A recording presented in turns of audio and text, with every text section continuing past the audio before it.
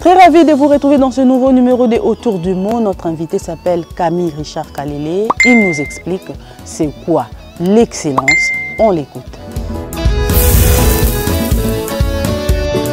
L'excellence, c'est les degrés élevés en qualité, c'est les sommets de ce qui est de positif dans bien des choses qu'on puisse faire. C'est également une appellation honorifique qu'on accorde aux personnes élevées en dignité, à titre ou en guise de reconnaissance de ce qu'ils sont pour la société. On peut également les appeler excellence. L'excellence, c'est le fruit d'un travail. C'est un peu similaire à la réussite. À mon avis, tel que les créateurs nous a envoyés sur cette terre, nous sommes égaux devant lui, nous sommes égaux devant la loi. En principe, tout le monde peut devenir excellence dans ce qu'il fait, dans le travail qu'il fait.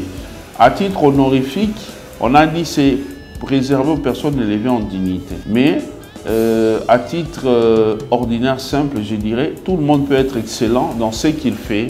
On peut être excellent en étant un majordome, on peut être excellent en étant un conducteur de véhicules, on dit on est un excellent chauffeur.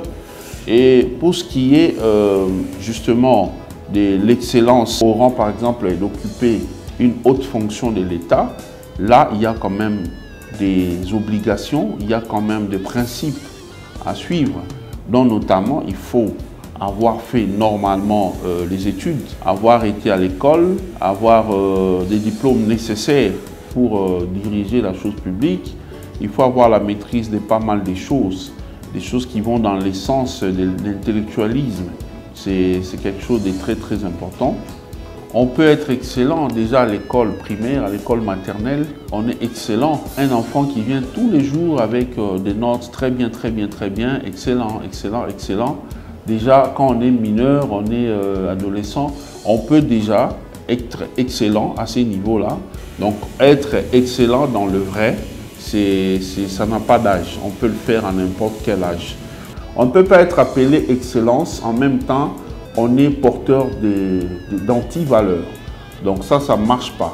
On peut arriver à commettre des fautes, on peut arriver à faire des erreurs, mais il ne faut pas que ça soit notre vie de tous les jours lorsqu'on porte les titres d'excellence. Si on peut donner la chance à ceux-là qui ont la volonté de retrouver la voie de la raison en créant une école qui forme les excellences. On peut même dénommer ça école d'excellence, où on prend les gens à un certain niveau. Évidemment, là-bas, ce n'est pas une université pour venir apprendre. On crée cette école-là pour former les personnes appelées à occuper les hautes fonctions de l'État demain, en commençant déjà à leur montrer comment un excellence se comporte, comment il faut faire quand on est appelé excellence, quand on occupe les hautes fonctions de l'État, et former les gens, mettre une école comme ça qui forme les gens même sur 5 ans.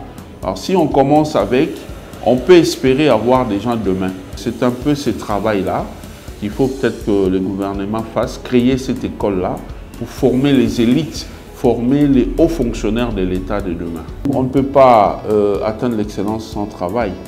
Si on dit que vous êtes excellent sans travail, c'est que vous n'existez pas.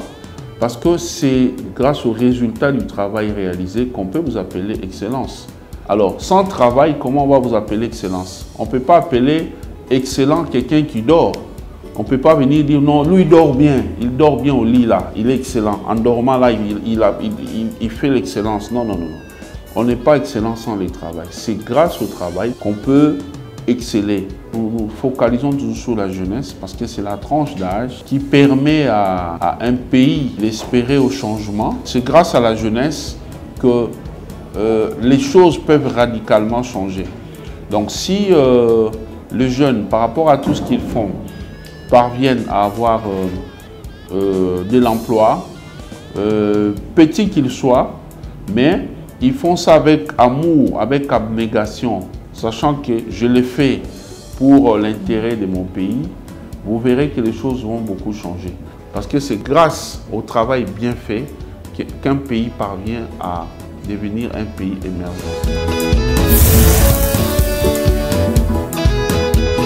Et c'est la fin de ces numéros, chers téléspectateurs. Je vous retrouve prochainement.